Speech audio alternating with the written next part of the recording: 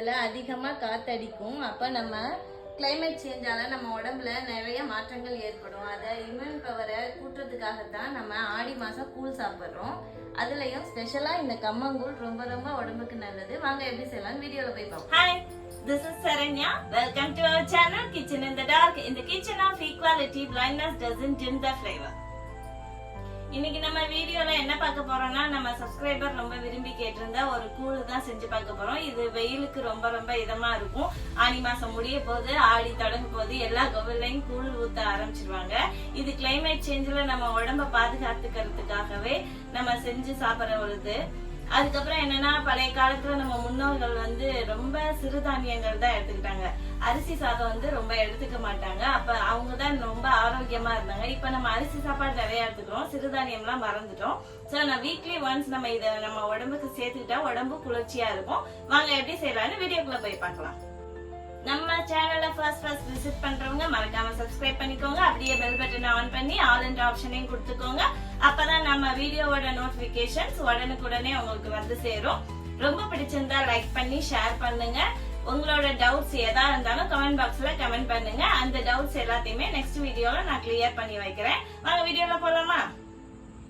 நம்ம கம்மங்கூழ் செய்யறதுக்கு தேவையான இன்கிரீடியன்ஸ் எல்லாமே இங்க ஷோ பண்ணியாச்சு. கம்பை எல்லாமே ஓவர் நைட் ஊற வச்சு எடுத்து வச்சிருக்கேன். இந்த மெஷர்மெண்ட்ஸ் எல்லாம் நம்ம செய்முறையா செஞ்சுட்டே பாத்துக்கலாம். 100 கிராம் கம்பு எடுத்து நம்ம பழைய சாதத்தோட தண்ணியில ஓவர் நைட் ஃபுல்லா ஊற வச்சு எடுத்து வச்சிருக்கேன். அப்படி ஊற வைக்கும் போது டேஸ்ட் நல்லா இருக்கும். இதை நான் ஒரு மிக்ஸி ஜார்ல சேர்த்துக்கிறேன். உங்களுக்கு முழு கம்பு கிடைக்கல அப்படின்னா கம்பு மாவு கூட இருக்கு, அதை கூட வாங்கிக்கோங்க ரெடிமேடா. இது ரொம்ப நைஸாவும் இல்லாம ரொம்ப கொரகொரனும் இல்லாம ரவையை விட கொஞ்சம் மெதுவா கொரகொரப்போட இருக்கிறது மாதிரி அரைச்சு எடுத்துட்டு வந்துடலாம். அரைச்சி எடுத்துட்டு வந்துட்டேன் கம்ப. இதை தொட்டு பாத்தீங்கன்னா ரவையை விட கொஞ்சம் நைஸா இருக்கும், கொஞ்சம் கொரகொரப்பா இருக்கும். இப்படி இருந்தாதான் கூழுக்கு நல்லா இருக்கும். இதை நம்ம இந்த ஏற்கனவே ஊற வச்சிருந்தோம் இல்லையா சாதம் வடிச்ச தண்ணி, அதுல ஊத்தி கலக்க போறோம். இப்ப நான் ஒரு அகலமான அடி கனமான ஒரு பாத்திரம் எடுத்திருக்கேன். அதுல ஒரு 1 லிட்டர் தண்ணிய உள்ள சேர்த்துக்கிறேன். நம்ம அந்த மாவு கரைக்கிறதுக்கு முன்னாடி இந்த தண்ணியை கொதிக்க வச்சுக்கலாம். அடுப்பை ஆன் பண்ணிக்கலாம். தண்ணியை கொதிக்க வச்சுக்கலாம். அந்த பாத்திரத்தை தூக்கி அடுப்பு மேல பிளேஸ் பண்ணியாச்சு. ஃபுல்லா வச்சுக்கலாம். தண்ணி நல்லா கொதிக்கணும். ஒரு கிண்ணம் எடுத்து நம்ம அரைச்ச மாவை உள்ள சேர்த்துக்கலாம். இது கூட நம்ம ஏற்கனவே எடுத்து வச்சிருந்தோம் இல்லையா, அந்த தண்ணிய உள்ள சேர்த்துக்கலாம்.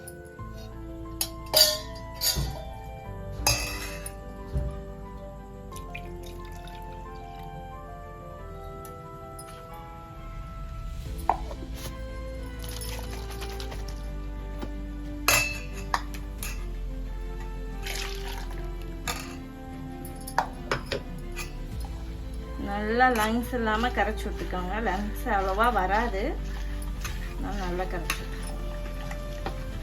தண்ணியா இருக்கணும். அப்பதான் நல்லா வெந்து வர்றதுக்கு நல்லா இருக்கும்.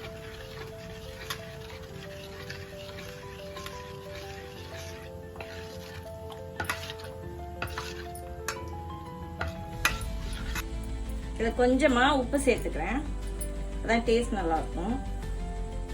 ஒரு 1/4 டீஸ்பூன் அளவுக்கு. இப்ப தண்ணி கொதிக்கட்டும். கொதிச்சோடனே இந்த கரைச்ச மாவை உள்ள சேர்த்துக்கலாம்.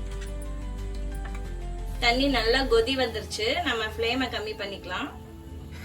நம்ம கலந்து வச்சிருக்கோம் இல்லையா மாவு, இதை நல்லா கலரி விட்டுட்டு உள்ள சேர்த்துக்கலாம்.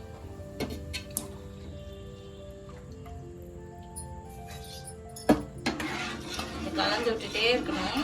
கொஞ்சம் ஃப்ளேம் ஹீட் பண்ணிக்கலாம். நம்ம விட்டுட்டோம் அப்படின்னா அடி பிடிச்சுக்கும்.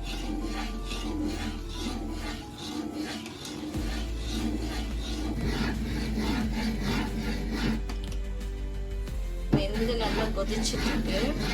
அது வேக வேக அதோட ராஸ்னல் போய் நல்ல கம்போட வாசம் கமகமன்னு வந்துட்டு இருக்கும். இதுல சில பேர் சோறு எல்லாம் போடுவாங்க. நீங்க அப்படி போடுறதா இருந்தா தண்ணி கொதிக்கிறதுக்கு அப்பவே ஒரு கை அரிசியை நல்லா ஊற வச்சு உள்ள போட்டுட்டு நல்லா கொலைய வெந்ததுக்கு அப்புறமா இந்த மாவை சேருங்க. அப்ப நல்லா இருக்கும். இன்னும் கொஞ்சம் கெட்டியாகணும், நல்லா வெந்து வரணும். வாசத்திலே நமக்கு தெரியும். கூழ் நல்லா வெந்துருச்சு. நம்ம ஊற்றும் போது எவ்வளோ நிறையா இருந்துச்சு, நல்லா வெந்து சுருங்கி வந்துருச்சு. ஸோ நான் இதில் வந்து ஆஃப் பண்ணிக்கிறேன்.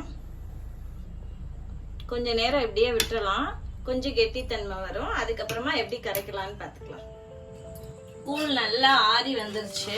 இப்போ நம்ம எப்படி கூழ் கரைக்கிறதுன்னு பார்த்துக்கலாம். ஒரு பவுலில் கொஞ்சமாக சாதம் எடுத்திருக்கேன். இதை நல்லா பிசைஞ்சுக்கலாம் கையை வச்சு. நல்லா நொறுங்க பிசைஞ்சுக்கிட்டேன். இது கூட வெங்காயம் சேர்த்துக்கலாம். நம்ம சின்ன வெங்காயம் நல்லா நைஸா வெட்டி வச்சிருக்கேன், அதை நான் உள்ள சேர்த்துக்கிறேன். பாதி போட்டிருக்கேன். சின்ன துண்டு நார்த்தங்காய் ஊறுகாய் எடுத்திருக்கேன், அதையும் உள்ள சேர்த்துக்கிறேன். கொஞ்சமா தயிர் சேர்த்துக்கிறேன்.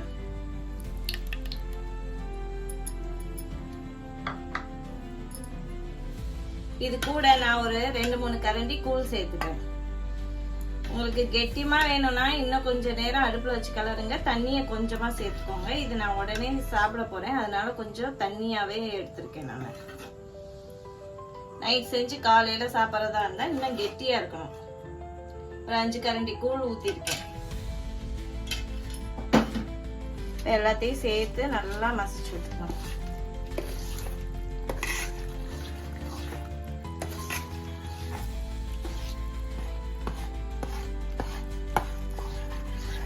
சின்ன வெங்காயத்தோட இந்த கூழ் சேர்த்து தயிர் ஊற்றி சாப்பிடும்போது செம்ம டேஸ்டாக இருக்கும். இதை நீங்கள் நைட் செஞ்சு நல்லா உருண்டை உருண்டையாக உருட்டி பழைய சாதத்து கூட போட்டு காலையில் சாப்பிட்டீங்கன்னா இன்னும் டேஸ்டாக இருக்கும்.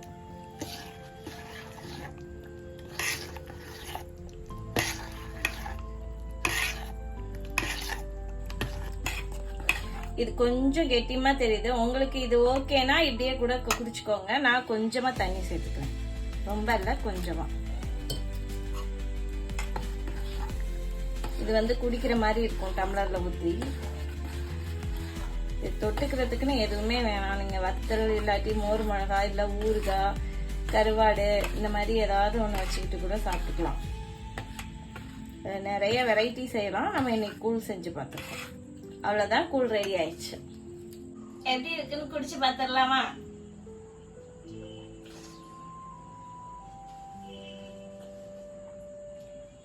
அந்த கம்பம் கூழும் சாதம் அந்த ஊறுகாய் போட்டு பிசைஞ்சிருந்தோம் இல்லையா, சின்ன வெங்காயத்தோட சேர்த்து செம்ம டேஸ்டா இருக்கு.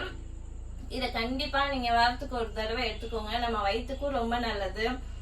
இதுல நிறைய ரிச் ஃபைபர் இருக்கு, அயன் இருக்கு, கால்சியம் இருக்கு. ஸோ குழந்தைங்களுக்கும் ரொம்ப ரொம்ப நல்லது. இப்பல இருந்து நம்ம கொடுத்து பழக்கிட்டோம்னா பெரியவங்களா ஆனோடனே அவங்களாவே கேட்டு வாங்கி சாப்பிட ஆரம்பிச்சிருவாங்க. பெரியவங்களா இருந்தாலும் அவங்களுக்கும் ரொம்ப ரொம்ப நல்லது இது. கண்டிப்பா செஞ்சு பாருங்க. எப்படி இருக்குன்னு கமெண்ட் பாக்ஸ்ல கமெண்ட் பண்ணுங்க. இதே மாதிரி வேறொரு வித்தியாசமான டிஷ்ஷோட நெக்ஸ்ட் வீடியோல உங்களை சந்திக்கிறேன். டடா பாபா.